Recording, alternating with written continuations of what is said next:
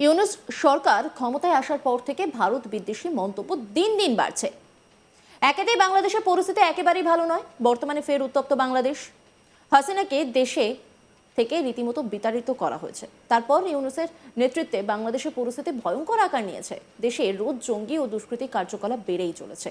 বাংলাদেশের জাতির পিতা শেখ মুজিবুর রহমানের বাড়ি ভাঙচুরের পর থেকে নতুন করে ফের একবার উত্তপ্ত হয়েছে বাংলাদেশ। তবে এইসবের মধ্যে সীমান্তে কিন্তু অশান্তি থামছে না। হাসিনা বাংলাদেশ ছাড়ার পর থেকে ফের দিকে দিকে অশান্তির ঘটনা সামনে আসছে, আর তা কিছুতেই সামাল দিতে পারছে না ব্যর্থ ইউনূস সরকার। তার উপর সীমান্ত উত্তেজনা বেড়েই চলেছে। বাংলাদেশে অনুপ্রবেশকারীরা রোজ সীমান্ত দিয়ে বিনা পাসপোর্ট ছাড়াই ঢুকে পড়ছে, আর তাই অনুপ্রবেশকারী আটকাতে কড়া নজরদারি চালাচ্ছে বিএসএফ। ভারতের সঙ্গে সম্পর্ক খারাপ করে বিপাকে পড়েছে বাংলাদেশিরা, কারণ তাদের কাছে চিকিৎসার জন্য ভারতে হলো সবচেয়ে বড় সুবিধার দেশ।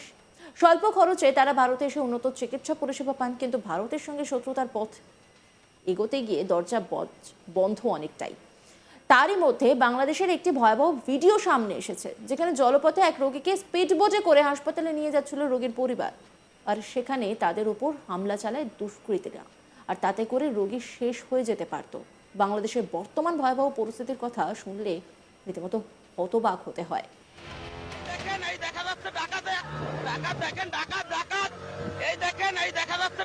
আক্রমণ করছে ডাকাত, ডাইরেক্ট ডাকাত।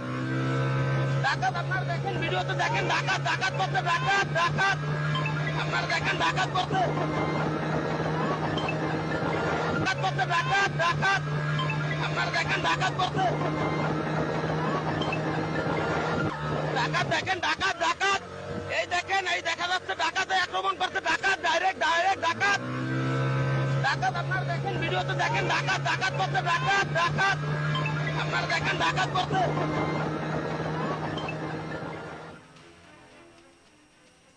এই হামলার পেছনে কে বা কারা রয়েছে, কিভাবে হামলা চালানো হয়েছে, সবটাই আপনাদেরকে শোনাবো। অডিওতে এক ব্যক্তি ভয়াবহ ঘটনার কথা তুলে ধরছেন, শুনুন। যেভাবে দুইটা স্পিড বোট এই ডাইরেক্ট আমাদের স্পিড বোটের উপরে উঠাই দিছে, ওই জায়গায় আমাদের স্পিড বোট যদি ডুবে যাইতো, আমার বাবার তো সেন্স নাই, আর সে তো অনেক ওয়েটওয়ালা মানুষ, সে ওটা ডুবে গেলে আমার বাবারে ধরে রাখার মতো ওই নদীর মধ্যে কোনো সাধ্য আমাদের ছিল না, কোনো সাধ্য ছিল না। ঠিক আছে, সেখানে আমার মা ছিল, আমার বোন ছিল, আমার বাবা ছিল, আমার ছোট বড়াই ছিল, আমি ছিলাম। ঠিক আছে, এইভাবে একটা অ্যাটাক করতে পারে না একটা পেশেন্ট সহ।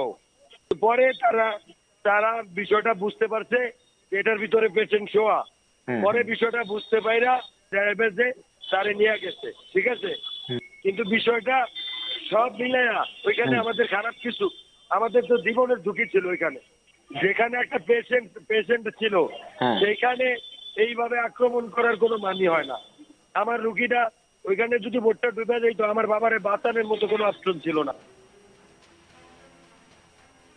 দিন কয়েক আগে ভ্যালেন্টাইন্স ডেতে দোকানে ফুল বিক্রি করার জন্য বেশ কয়েকটি দোকান ভাঙচুরে অভিযোগ ওঠে কট্টরপন্থীদের বিরুদ্ধে। অভিযোগ, বাংলাদেশের টাঙ্গাইলে বেশ কয়েকটি ফুলের দোকানে এই ভাঙচুর চালানো হয়। সেই ভাঙচুর চালানোর ভিডিও ভাইরাল হয় সোশ্যাল মিডিয়ায়। একই সঙ্গে ওই দোকানের সামনে দাঁড়িয়ে স্লোগান দিতেও দেখা যায় কট্টরপন্থীদের স্লোগান দিতে শোনা যায়, প্রেমিক প্রেমিকার গালে গালে জুতো মারো তালে তালে। ভাবুন একবার পরিস্থিতি কোথায় গিয়ে দাঁড়াচ্ছে সেখানকার। যে দোকানদারের দোকান ভাঙচুর করা হয়েছে তিনি কিন্তু সংখ্যালঘু হিন্দু নন, তিনি মুসলিম সম্প্রদায়েরই মানুষ। তার দীর্ঘদিনের দোকান।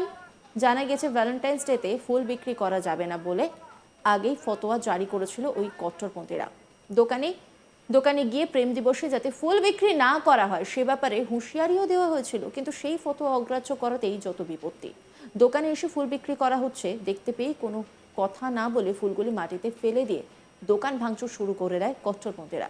দোকানের মালিক জানান, ফুল বিক্রি না করার জন্য আগেই ফতোয়া জারি করেছিল কট্টরপন্থীরা, কিন্তু তার যুক্তি, তার এই দোকান আজকের নয়, তিনি দোকানের বাইরেও ফুল বিক্রি করেননি, দোকানের ভিতর থেকেই ফুল বিক্রি করছিলেন, কিন্তু সেসব যুক্তিতে কোনো কান দেওয়া হয়নি। দোকান ভাঙচুর করে দোকানের বাইরে স্লোগান দিতে দেখা যায় কট্টরপন্থীদের।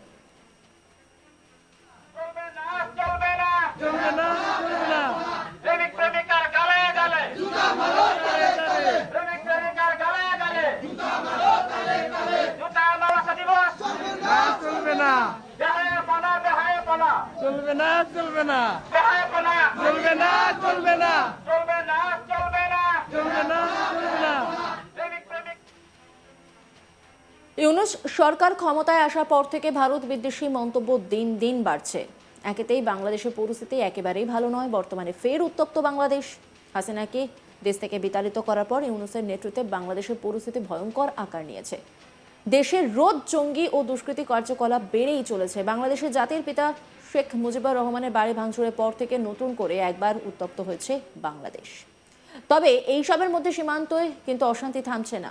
হাসিনা বাংলাদেশ ছাড়ার পর থেকে ফের দিকে দিকে অশান্তির ঘটনা সামনে আসছে, আর তা কিছুতেই সামাল দিতে পারছে না ব্যর্থ ইউনূস সরকার। তার উপর সীমান্ত উত্তেজনা বেড়েই চলেছে। বাংলাদেশে অনুপ্রবেশকারীরা রোজ সীমান্ত দিয়ে বিনা পাসপোর্ট ছাড়াই ঢুকে পড়ছে, আর তাই অনুপ্রবেশকারী আটকাতে কড়া নজরদারি চালাচ্ছে বিএসএফ। ভারতের সঙ্গে সম্পর্ক খারাপ করায় বিপাকে পড়েছে বাংলাদেশিরা, কারণ তাদের কাছে চিকিৎসার জন্য ভারতই হলো সবচেয়ে সুবিধার দেশ।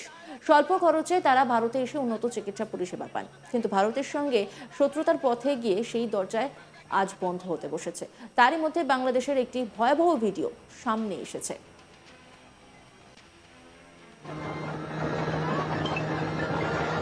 ডাকাত দেখেন ডাকাত ডাকাত এই দেখেন এই দেখা যাচ্ছে ডাকাতে আক্রমণ করছে ডাকাত ডাইরেক্ট ডাকাত ডাকাত আপনারা দেখেন ভিডিওতে দেখেন ডাকাত করছে ডাকাত আপনারা দেখেন ডাকাত করছে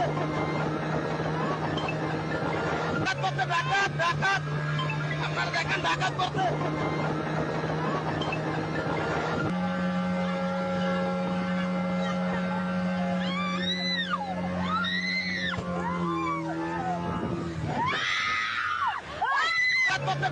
ডাকাত আপনারা দেখেন ডাকাত করছে। দেখতেই পাচ্ছেন জলপথে এক রোগীকে স্পিডবোটে করে হাসপাতালে নিয়ে যাচ্ছিল রোগীর পরিবার, আর সেখানেই তাদের উপর হামলা চালায় দুষ্কৃতীরা। রোগীর আত্মীয় কি বলছেন শোনাবো আপনাদের। ঠিক আছে, যেভাবে দুইটা স্পিড বোট এই ডাইরেক্ট আমাদের স্পিড বোটের উপরে উঠাই দিছে, ওই জায়গায় আমাদের স্পিড বোট যদি ডুবে যাইতো, আমার বাবার তো সেন্স নাই, আর সে তো অনেক ওয়েটওয়ালা মানুষ, সে ওটা ডুবে গেলে আমার বাবারে ধরে রাখার মতো ওই নদীর মধ্যে কোনো সাধ্য আমাদের ছিল না, কোনো সাধ্য ছিল না। ঠিক আছে, সেখানে আমার মা ছিল, আমার বোন ছিল, আমার বাবা ছিল, আমার ছোট বড়াই ছিল, আমি ছিলাম। ঠিক আছে, এইভাবে একটা অ্যাটাক করতে পারে না একটা পেশেন্ট সহ। পরে তারা বিষয়টা বুঝতে পারছে এটার ভিতরে পেশেন্ট শোয়া। পরে বিষয় অন্যান্য খবরের আপডেটের জন্য অবশ্যই নজর রাখুন আজ তাক বাংলার ইউটিউব স্ট্রিমিংয়ে। লাইক, কমেন্ট, শেয়ার এবং সাবস্ক্রাইব করতে ভুলবেন না।